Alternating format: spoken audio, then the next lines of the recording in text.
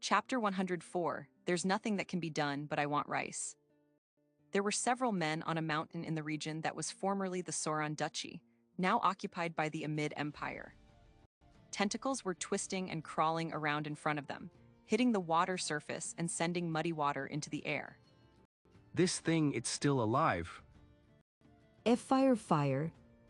The panicked archers hastily knocked arrows with their tips covered in a green fluid in their short bows and pulled back their bowstrings. Don't panic, it's already dead. Shouted a young man with characteristic bangs and a well-featured face. But several arrows fired by the archers buried themselves in the ominously quivering creature with thudding noises. But the tentacles wouldn't stop writhing. The young man clicked his tongue and reprimanded the archers. I explained this beforehand. The lower bodies of these things don't stop moving for a while even after they've died. Even if you cut their heads off or split their upper bodies in half, they keep squirming around for a bit. Octopuses. The young man was about to explain that octopuses were the same, but stopped himself.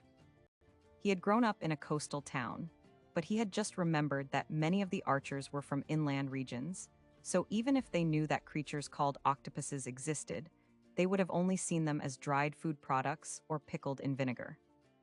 They're like lizards' tails. The young man said. They flail around for a while, don't they? This was actually for a completely different reason, but what the young man needed to give the archers right now was not proper education, but composure. I see. Indeed, as expected of Vice Captain Rick, you're so knowledgeable. This goal was accomplished. The archers regained their composure and lowered their bows. The arrows that they used and the poison coating the arrowheads were special, so they couldn't be fired wastefully. Don't relax too much. We'll have to put it on display once it stops moving, said Rick. What will we do about the magic stone and materials? Asked one of his subordinates. Don't touch them, of course, said Rick. We're short on money, but it would be bad if by some small chance someone found out that we were the ones who have been killing these things. That's true, too. Seeing his subordinate return his disassembling knife to its sheath, Rick waded into the marsh towards the creature that had lost its balance and toppled over, the Scylla woman. Her eyes were still wide open in disbelief, as Rick grabbed her loosely hanging, mud-covered hand. Sorry, but I'll take this back. Rick murmured. I'll be using it for the next one as well, you see. And then he took the ring, which he had given to her just moments before, from her thin finger. Dispose of her. The archers obeyed Rick's order and switched from their short bows to hand axes, and set about turning the Scylla into a repulsive mess. They severed all of her tentacles and hacked into the upper body below her neck, with their blows particularly focused around her breasts. Vice Captain Rick, this occurs to me every time, but why do we cut their chests up so much? And wouldn't it be faster to use axe technique to cut them from the waist below in one go rather than cutting their tentacles off one by one? Another subordinate asked. This is more humiliating for them. Rick replied. I don't understand it, but the tentacles on the lower bodies of Scylla are apparently equivalent to a woman's hair, a part of their bodies that they are supposed to be proud of. And the chest symbolizes maternity for women who worship Vita Sama. It's the place that contains the heart, which is Vita's holy symbol. The same applies for these things. If we want to desecrate these bodies, this is the best way, even if it is troublesome. And the reason that the men didn't damage the faces was to ensure that the other Scylla who discovered the corpses would be able to identify them easily. I see. The subordinate murmured. In other words, it wasn't wasted effort. They were aiming for the body parts of cultural and symbolic importance. Even if they aren't people, how can he destroy bodies in such a rational way? The man wondered, his face turning pale. Don't make that face, said Rick, giving the subordinate a small, bitter smile. Do I look like I'm doing this because I enjoy it? Hey, but don't you hate Scylla, Vice Captain? It's true that I hold Scylla in contempt. But even so, I respect myself. I don't have any bizarre interests like poisoning women and toying with their corpses. Rick's bitter smile grew wider, and then his face straightened into a serious expression as he continued. This plan is indeed something that we can never tell others about in pride, something disgraceful. It can't be called justice, it's something that only scum would carry out. But I want you to remember, we are in a vastly weaker position. We can't achieve victory by being picky with our methods, and if we can't achieve victory, we can't save this nation. Our companions, and even the Scylla that we've killed, will have died for nothing. We mustn't disappoint them. I want you to believe in me and my older brother and follow my lead. Yes, Vice Captain Rick Paris. We will follow you wherever you may go. The men declared in unison, overcome with emotion from Rick's speech. Perhaps they saw their commander, who showed no hesitation to dirty his own hands, as well as themselves, as solitary heroes. Perhaps they were intoxicated on the feeling of superiority, from the knowledge that they were fighting for a noble cause. And then Rick and his men tied the Scylla's corpse to the trunk of a tree growing on the marsh's edge, and left after applying the finishing touches.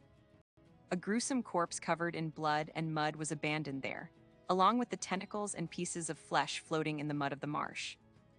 A beautiful, red-haired woman was tied to the operating table by sturdy chains that had been wrapped around her limbs over and over again. She was wearing only a single strange, thin cloth, leaving the pure white skin of the area where her thighs joined into her back exposed. There were curved, stiff scars visible there. As a beautiful, yet mysterious song echoed out, hands so white that they looked as if they had been covered in candle wax closed in on her silently. Scalpel, or rather claws. Incision. Administer potion. Part number 3. The hands were skillfully carrying something out. They showed no hesitation as they used claws, instead of scalpels, to make incisions on the woman's skin. Their movements were accurate, and there was a surprisingly small amount of bleeding.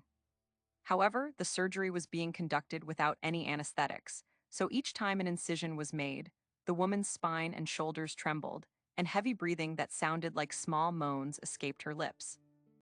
Last of all, apply the potion and the surgery is complete. Thank you for your hard work. This was excellent work, Master. It's already over. Eleonora, who had been lying on her stomach, raised her head. It's finished. Vandeleu replied. He sheathed his claws and removed the chains that were binding Eleonora before starting the post-cosmetic surgery tidy-up with his surgery assistant, Yamada. I explained beforehand that your surgery wouldn't take very long, didn't I, Eleonora? The cosmetic surgery carried out by transplanting the body parts of the live-dead Turnitia would have been considered a large-scale surgery on Earth, despite Eleonora having scars in only a few places. It involved not only transplanting the skin, but the flesh and blood vessels beneath it. However, with Vandeleu as the surgeon and Eleonora as the patient, it was a simple procedure. Vandeleu used spirit form transformation on a part of his body, fused them with Eleonora's body, suppressed her blood vessels, and used the skillful judgment of his claws and the drugs secreted from them to stimulate their regrowth. Eleonora was also a noble-born vampire who could grow back any body parts that she was missing. Due to her status effect-resistant skill, anesthesia was almost completely ineffective on her, but she was resistant to pain to begin with, so she could endure this much without any problems. Despite that, Eleonora herself had wanted her limbs to be bound, saying that it would be a big problem if by some small chance her body started to move. But a little longer. Eleonora mumbled. With medical science in its current state, it can't be helped. Said Vandeleu. Medical science was powerless when faced with a healthy body. Seeking an ally, Eleonora glanced toward Yamada, but 3 of its heads were busy singing, while the other 6 looked back at her with dull, lifeless eyes. Yamada was one of Turnitia's finest works. It was a zombie with the body of a high-rank dragon race Hydra specimen, as the base and the upper bodies of beautiful women of 9 different races attached to the Hydra's necks. Vandalyu had taken a liking to it as well, saying that it was incredibly convenient, so it had performed all kinds of work with the surgery skill, but its intelligence was still on the level of an ordinary zombie. It did little other than obey orders, and its thinking capabilities were about the same as a small child's. But the one who became Eleanor's ally instead was Luciliano. I do not mind being shown more. He said. He was standing in this place with a cool expression, but Eleanora hadn't acknowledged him as a member of the opposite sex. His words of, I have no interest in anything but undead, that he had spoken before the surgery had been too convincing. The process of the combination of Ternisha's parts with your body is extremely fascinating. Luciliano continued. At first, they rejected each other, but the moment that the blood potion that Master created with his own blood was applied, they combined before my very eyes, and there was not even any need to perform stitching. This is a true transformation. As Luciliano said, Eleanor's body had no visible scars or stitches from the surgery. As body parts had indeed been transplanted, there was nothing to be done about the skin being of a slightly different color in places, but even these looked like they were going to assimilate properly soon. So that is how it is, Master. Will you not perform a little more transplanting surgery? Luciliano requested. Like I said, she's already healthy. Said Vandalyu. Eleonora, please drink another bottle of blood potion afterwards, and then go and rest. It cannot be helped, As Eleonora gave up and drank the blood potion with small noises coming from her white throat, her eyes began to sparkle in a bewitching way. Perhaps because blood was included in its ingredient list, blood potions appeared to have different effects on vampires. Is this all right, Master? Asked Luciliano. It doesn't seem to be harmful, so it's probably fine. Said Vandalyu. Danasama, I am a little anxious. Belmond, who had been observing the surgery from the edge of the room, had broken out in a cold sweat at the sight of the mysterious-looking Eleonora. I will make such a face, how unthinkable. Being as unsightly as I am, if I were to make such an expression, Danasama will shun me, and I do not have the confidence that I will be able to suppress my desire to end my own life in self-hatred before that happens. Belmond was frightened, but preparations for the surgery were already complete, and the mood didn't really allow for her to say that she wanted to back out now. See, can you not at least make me completely unconscious before performing the surgery? She asked. If you're unconscious, the function of your rapid regeneration skill decreases, and it will be problematic to have you drink the potion afterwards, so it would be very helpful if you could stay awake. Said Vandalyu. It will be fine. Yamata will be singing, and although the pain will continue throughout the whole thing rather than just at the beginning, we will hold you down. But it wouldn't be over so quickly that it would be finished before Belmond could count the stains on the ceiling. Unlike Eleonora, Belmond required many different parts to be transplanted. Then how about forcing me into an out-of-body experience with your magic, Danasama? Belmond suggested. It's not like I can't do it, but that would use up an extra process for my parallel thought processing. Said Vandalyu. In the unlikely event that something happens, I want to have room to work with. Since his patient was Belmond, a noble-born vampire with strong vitality, it was unlikely that a serious medical error would occur, but even so, it was probably best to prepare for the worst. As to be expected of you, Danasama. You have no weaknesses. Belmond said, praising Vandalyu with a groan. That's not true. Said Luciliano, slurping his fern tea that he had made himself. His own personal feelings and interests are not involved. Fufufu, rest assured. Everything will turn into pleasure soon. Said Eleonora. Eleonora, please hurry and leave the room, put on your clothes and rest. Said Vandalyu. You're making Belmond feel anxious. Said Vandalyu. Vandalyu's spirit form clones carried Eleonora out along with her whole operating table, as if they were going on a little trip. This way, Tilda. Let's go and rest, shall we, Tilda? There are so many Vandalyu-samas, Tilda. Vandeleu had known things would come to this and readied an extra operating table, so everything was still fully prepared. Still, this blood potion, does it really have those kinds of effects? Vandeleu wondered. When he drank it himself, other than its healing effects as a potion, it just seemed sweet and easy to drink. Well, that is how it is. Said Luciliano. It is made of your own blood after all. It seemed that even vampires didn't have an appetite for their own blood. Suddenly, they heard the slurping sound of saliva. Yamada, who always wore an empty expression, showed the light of a primitive hunger in its eyes when it looked at blood potion. It seemed that blood potions were extremely delicious to vampires and zombies, just not for Vandeleu. Even with Vandeleu's skill, Bellman's surgery took over 10 hours. Eleonora had only needed her skin and the underlying flesh to be replaced, but Bellman needed bones in certain parts and several organs transplanted as well. So perhaps Vandeleu should have been proud for having completed it in only 10 hours.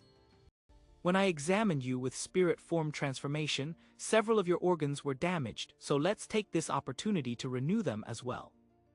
Vandeleu had said. Bellman had become a vampire, so this didn't even affect her ability in battle, let alone her everyday life. However, Vandeleu had taken this opportunity to go as far as to perform organ transplantation. If Vandeleu wanted to repair these in the future, but the live-dead Turnitia somehow became unusable, it would be a pain after all. It is difficult to tell whether Dana-sama is an optimistic person or a pessimistic one, Bellman thought as she sighed. She got up from the bed she was lying on and headed towards the full-length mirror that had been prepared under the assumption that the patients would want to see the results of the surgery. This was a mirror that had been created by Princess Levia, heating up some sand and Vandeleu, using golem transmutation to remove impurities, and turn it into a glass with the appropriate shape. He truly is incredible. Bellman murmured to herself. Even royals and nobles would be astonished by this mirror. Does Dana-sama not know how much a smooth mirror made of glass would be worth? She wondered as she looked at the reflection of herself in the crystal-clear mirror. And then she hardened her resolve and dropped the robe that she was wearing. The mirror reflected an image of someone that was Bellman, but at the same time wasn't her. She was so different that she gasped and almost activated her demon eye on herself in surprise. Her previously scar-covered skin had changed color where new skin had been transplanted, looking as if it was covered in strangely shaped bruises, but it was very smooth. Her chest that was almost non-existent, where her skin had been clinging to her ribs in places, was now large and soft. She had been surprised by its weight right after the surgery, but seeing it like this was even more astonishing. It quivered a little every time she moved, and it was heavy. As for her abdomen, it had become a little thicker, as not only the skin, but flesh and organs had been transplanted as well. But this didn't make her appear fat. Bellman had been too thin to begin with. Now she had more feminine curves, and it was likely that many would be attracted to them. But these weren't the parts of Bellman's surgery that Vandeleu had spent the longest on.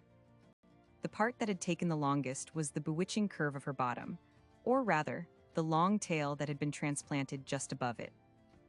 This was the tail of a monkey, like monster that had been defeated in the Scaled King's Nest, a tail around the length of Bellman's entire body, covered in glossy fur. It was apparently a mutated variant of a chimera, but nobody had known what it was called. Vandeleu had thought that it resembled a Japanese chimera, but Luvisfal, the raging evil dragon god, had fled, so nobody knew its exact name. But this long tail with its shiny, silver-colored fur was beautiful, so Bellman had no complaints. Simply attaching the tail would have been simple, but Vandeleu had even gone as far as to tamper with the inside of Bellman's brain in order to connect the muscles and nerves, so that she would be able to move the tail as she wanted. As Bellman had once been a forest monkey-type beast person, there had been a dedicated part of her brain for controlling the movement of her tail, but it had apparently disappeared because so much time had passed after she lost her tail. Vandeleu had used death attribute magic to regenerate that part of her brain. It is fortunate that I asked Lucilianoshi to vacate the room. She said, Belmond couldn't keep up with discussions of medical knowledge that didn't exist in this world. The only thing that she understood was how unsightly a condition she had been in during the surgery, particularly when the changes had been made to her brain. But enduring it had paid off. Belmond was able to move her tail exactly as she wanted to. Her memory of the past wasn't very clear, but she even got the feeling that it moved more dexterously than the tail that she had been born with. The same applied for the rest of her body as well. Less than a day had passed since transplantation, and yet there was no numbness. When she pinched herself, she could feel the pain. If she brushed her fingertips against her skin to tickle herself, she could feel it. It was difficult to think that this skin and flesh had belonged to someone else. Of course, she felt a little discomfort from her figure changing considerably. She could move her fingers and toes the same as before the surgery, but she would have to take care as she went about her everyday life. At the very least, she would have to replace all of her clothes with new ones. Her previous clothes wouldn't be able to contain her chest, hips, and buttocks. The only clothes she wouldn't need to replace were her shoes. You have put a great amount of effort into this, Dana-sama. You must take responsibility for giving me such a body. What is this? Belmond checked her status just in case. Vandeleu, who had been sleeping in the bed next to Belmond, called out to her. Naturally, 10 hours of surgery had been very tiring work for him. Of course, it was also a time of day where children were supposed to be asleep. What's wrong? He asked. Before that, is it really all right for me to open my eyes? So you are awake? How skillful of you to wake up without opening your eyes. Belmond remarked. On Earth, if you wake up and see something, all kinds of tragic, comical things can happen. Vandeleu explained. There was a phenomenon commonly known as the lucky sukeb. Incidentally, Vandeleu had never encountered this kind of phenomenon. I am sure you already saw enough to grow tired of it in the surgery room. Said Belmond. And I was someone who was picked up through your compassion, Dana-sama. Leaving that aside, there are a few abnormalities with my status. Abnormalities? Did you gain a status effect? Then we must go back into surgery. With his eyes still closed, Vandeleu got up from his bed. He had conducted surgery on muscle, fat, organs, bone, nerves, and even the brain, so he had expected that there might be some kind of side effect. The chance of such a side effect appearing was much higher for Belmond than Eleonora. That was why he had chosen to sleep close by. No, it is likely a different kind of abnormality, from the kind that you are fearing, Dana-sama. Said Belmond. Belmond, I understand that there is no danger to your life right now. But if we don't do anything about the side effects, the risk of it becoming worse is... The race title in my status has changed from noble-born vampire to abyssal vampire. Wow, that was unexpected. Vandeleu hadn't imagined that the side effect would be a race change. According to Belmond, her rank and attribute values hadn't changed, nor had she gained any new skills, but there was no way that there would be no changes to her after her race had changed. It was best to think that the changes hadn't shown themselves yet. After that, it was confirmed that Eleonora's race had also changed to abyssal vampire. Could it be because you drank too much blood potion? It seemed that it wasn't a bad thing, so for now, Vandeleu would just need to conduct follow-up examinations. The levels of the surgery, alchemy, and guidance, demon path skills have increased. The clattering sound of a wagon's wheels turning came from the night sky. Ha ha ha ha, this is a truly exhilarating experience. With his piercing crimson eyes shining, the nightmare carriage Sam was running around in the moonlit night. What are your thoughts, Bakken? He shouted. If I come out onto the coachman's seat, I feel like my face will become distorted from the wind pressure, so I'll pass. Replied Vandeleu, who was relaxing inside the carriage. Sam was currently running through the sky, even higher than the clouds with his air-running skill. The atmospheric pressure was different from that of the ground's surface, and the cold air was harsher than the middle of winter. The undead Sam and the horses that were a part of him had no problems with this, but Vandeleu would be attacked mercilessly by these conditions if he were to leave the carriage. They were rather harsh conditions to endure in exchange for a sense of exhilaration. But you really are convenient after all, Sam. Vandal Yu remarked. This is so pleasant that I would never imagine that we are flying, or rather, running through the air, my lord.